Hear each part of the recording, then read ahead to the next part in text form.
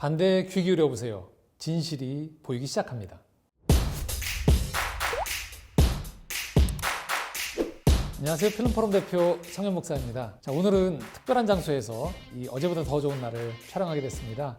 뒤에 보이시죠? 제가 대표로 섬기고 있는 필름포럼에서 오늘은 좀 촬영을 하게 됐습니다. 들으시면서 평소에 필름포럼 뭐 하는 곳이지? 라고 생각하시는 분들 계실 텐데, 이 필름포럼은 신촌에 있는 기독교 복합 문화공간입니다. 기독교 영화도 상영하고 있고요. 좋은 예술 영화들도 상영하고 있고, 또 카페, 갤러리, 다양한 강좌들이 진행되는 아카데미가 함께 어우러져서 빛이 되어지는 문화, 소금이 되는 문화를 함께 나누는 그런 공간입니다. 자, 오늘은 이 질문 먼저 하면서 한번 시작해 보려고 하는데요. 여러분들은 반대에 대해서 어떻게 생각하세요? 자, 누군가가 함께 회의를 하는데 반대 의견을 낸다. 골치 아프다. 껄끄럽다, 피곤하다 이런 생각들 드시죠? 그래서 반대 의견이 없는 게 제일 좋다라고 생각이 쉬워요.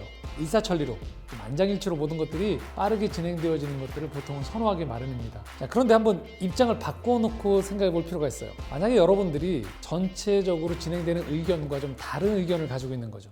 난 저 생각에서 뭔가 좀 저 부분들은 동의하지 않는데 좀 바꿨으면 좋겠는데 나는 이 의견은 정말로 반대야 라고 생각하는데 흘러가는 분위기가 도무지 내 의견을 낼 수 없는 분위기 때문에 그냥 넘어갔던 경우들. 그런데 나중에 그 일들을 진행되고 보니까 틀린 거죠. 전체가 말했던 의견들이. 그래서 속으로 거봐 뭐라고 그랬어?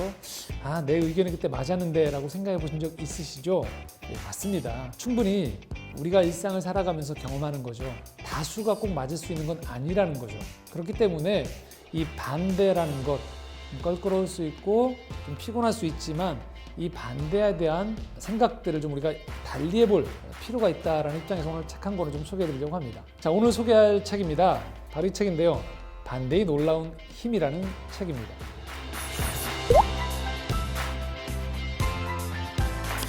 이 책의 저자는요, 샬럿 네메스라고 하는데요. 캘리포니아 대학교의 버클리 캠퍼스의 심리학 교수입니다. 샬럿 네메스가 얘기합니다. 보통 우리가 제일 좋다라고 생각하는 의견을 모으는 방식이 합의라는 거죠. 의견을 모아서 전체가 동의할 만한 의견을 모으는 거죠. 자, 합의에 의해서 보통 우리는 일을 하는데요. 이 합의에 의해서 일을 할 때 문제가 될 수 있는 시각이 있다는 거예요. 뭐냐면 우리가 합의한 이상 다수의 시각으로 세상을 바라보기 시작한다는 거예요. 자, 여기에는요, 다수가 진실이라는 프레임에 우리가 빠질 수 있는 위험이 있다는 얘기를 하는 거예요. 비록 그 의견이 소수이지만 거기에 진실이나 중요한 해결의 실마리가 있을 가능성이 있음에도 불구하고 합의라는 것 자체가 다수의 동의를 구하는 방식으로 진행되어지기 때문에 소수 의견이 배제가 되는 방식으로 일이 진행되거든요. 그런데 어떤 일들은 이 다수에 의한 합의가 좋은 방식일 수 있지만 모든 일에 있어서 이 합의에 의해서 일을 하게 되어지면 큰 오류에 빠질 수 있는 가능성이 있다는 것들을 이 책은 지적하고 있습니다.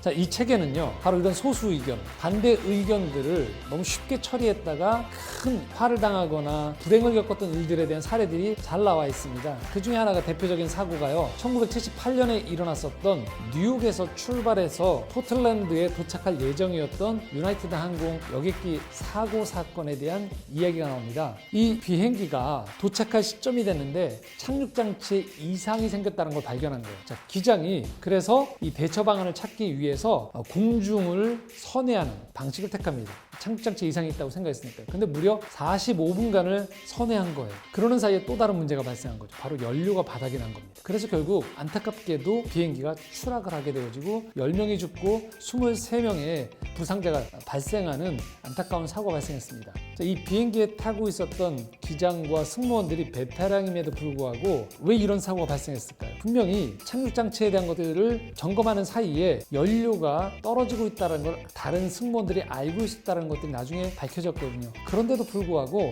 모두가 이 기장의 판단에 이의를 제기하지 않았던 거예요. 그러다 보니까 온통 다수의 분위기가 이 기장이 중요하게 생각하는 문제에만 집중하게 되었던 거죠. 자, 연료 부족이라는 아주 중요한 정보를 누군가는 이의 제기하면서 이 착륙장치의 이상과 함께 검토했어야 됨에도 불구하고 오로지 기장의 의견에 따르는 다수에 묻혀버린 거죠. 결국 다수가 괜찮다고 함에도 불구하고 실제 팩트에 있어서 위험한 것들은 엄밀히 말하기에 위험하다는 사실들을 우리가 놓치면 안 된다는 거죠. 그럼에도 불구하고 평소에 우리가 살아가는 삶에서는 이 다수의 생각으로 인해서 이 소수의 진실이 묻힐 가능성들이 많다는 것이죠. 자, 그래서 이 책에서는요 이렇게 말하고 있습니다. 다수가 틀린 경우가 자주 있다는 거예요. 중요한 것은 우리가 다수결에 따르느냐 마느냐가 아니라 이 정보의 가치를 판단해서 깊이 생각한 끝에 결정을 내려느냐 그렇지 않느냐가 중요하다는 거죠. 그래서 여기에서 필요한 것이 바로 반대라는 거죠. 하지만 대부분의 사람들은요 이 반대자에게 불편한 시각이 있고요 반대자에게 형벌을 내리는 방식을 취한다는 거예요. 그러니까 우리의 신념에 반대하는 사람들, 의견에 반대하는 사람들을 좋아하지 않거나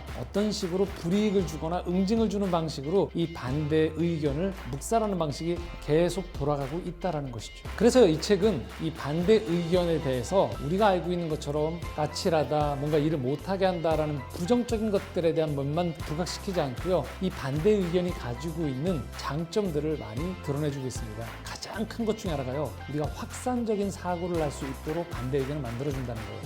합의를 하기 위해서는 보통 우리가 설득을 하거든요.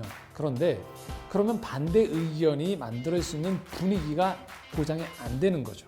하지만 반대 의견을 낼 수 있는 분위기가 보장되어질 때 그곳에서는요 호기심 넘치는 자세가 계속적으로 나오게 되어지고요 열린 생각을 사람들이 구성원들이 갖게 되어집니다. 그래서 다양한 관점을 반영할 수 있는 확률이 높아진다는 거죠. 자, 일반적으로 우리는요 이 자신의 신념과 반대되는 이 정보에는 사실 유연하게 반응하지 않게 마련입니다. 하지만 이 반대 의견은 우리에게 이 방대한 정보, 우리가 놓치고 있는 유용한 정보들, 또 필요한 정보들을 확보할 수 있는 또 계속적으로 받아들일 수 있는 분위기를 조성해 주기 때문에 어떤 일들을 추진할 때 한 가지 상황만을 고려하도록 만들어주지 않도록 그것들을 방지하도록 만들어주는 거죠. 그래서 우리가 이 집단 사고에서 오는 오류에서 벗어날 수 있도록 도와준다는 겁니다. 자, 우리 일상생활에서 가장 경험하는 집단 사고의 오류 중에 하나가요 사람들이 이 책에도 나오는데 이단에 빠지는 거예요. 집단 안에 있는 사람들, 이 많은 사람들이 이 이단에 추종하고 있는데 저 지도자를 따르고 있는데 잘못될 리가 없어 라고 생각하기 쉽다는 거죠. 바로 자기 주변에 있는 이 집단에 있는 사람들을 보면서 자기가 느끼는 이상함들을 그냥 간과해 버린다는 거죠. 그래서